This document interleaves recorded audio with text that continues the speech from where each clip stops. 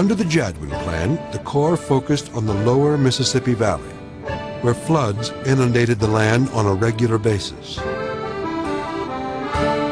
The Corps built floodways that would allow the river to flow onto the land at New Madrid, Missouri, at the Atchafalaya River, and at Bonnie Carey, Louisiana. This system would reduce pressure on the main stem of the Mississippi by providing additional outlets into the Gulf of Mexico.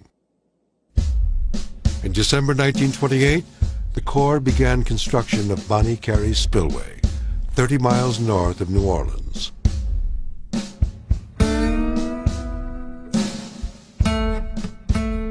The 7,000-foot-long structure was completed in December 1936. A few weeks later, unrelenting rain set into motion one of the worst floods on record.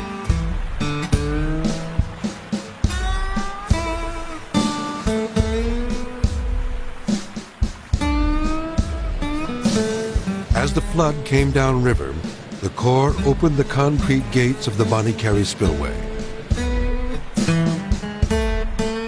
The floodwaters were diverted into Lake Pontchartrain, taking pressure off the levees, protecting New Orleans. Thinking face.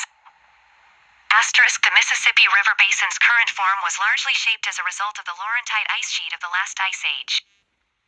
Glaciers traveled over this area many times, causing the top layers of the rock formations to be washed away. The glaciers melted, providing enough water to form many rivers. Did you know? Thinking face, once upon a time, the Atlantic Ocean and the Pacific Ocean were one body of water, without separate names or identities. Exploding head. Asterisk.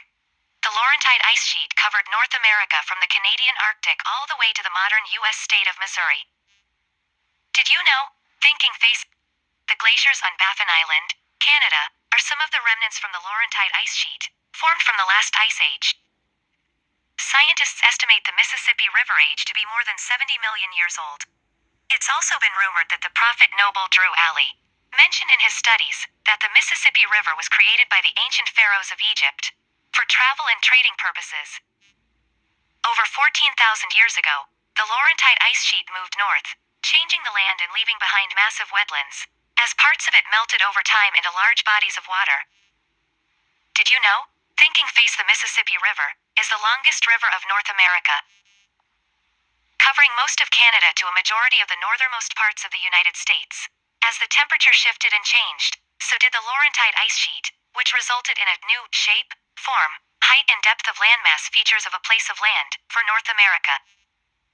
Did you know? Thinking face, the Laurentide ice sheet is responsible for many of the bodies of water that we know of today, which includes the Michigan Great Lakes. Example: the Jordan River is located in the northwestern part of the lower peninsula of Michigan. The main stream is 33 miles in length with headwaters in northwestern Antrim County, from whence it flows southwesterly to the center of the county, flowing north by northwesterly through the county and the southern part of Charlevoix County. It empties into the south arm of Lake Charlevoix at the village of East Jordan.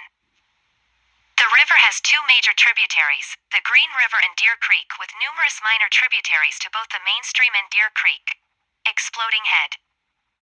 By 1937, many of the levees had been raised and strengthened. No levees on the lower Mississippi failed during the 1937 flood, nor have any failed since. Working on a system as dynamic and as large as the Mississippi River, one can't know everything that there is to know about it. I don't think it's practicable to have a long-range plan for the Mississippi that wouldn't have to be revised repeatedly as conditions change and as the river changes. In the lower part of the river in primordial times, there were a number of smaller streams that were removing water away from the Mississippi to the Gulf of Mexico. Old River was one of the last remaining locations where this was occurring, and over time it became apparent that the Atchafalaya River was trying to capture the Mississippi River, that the Mississippi would change its course and find a steeper alternate route to the sea.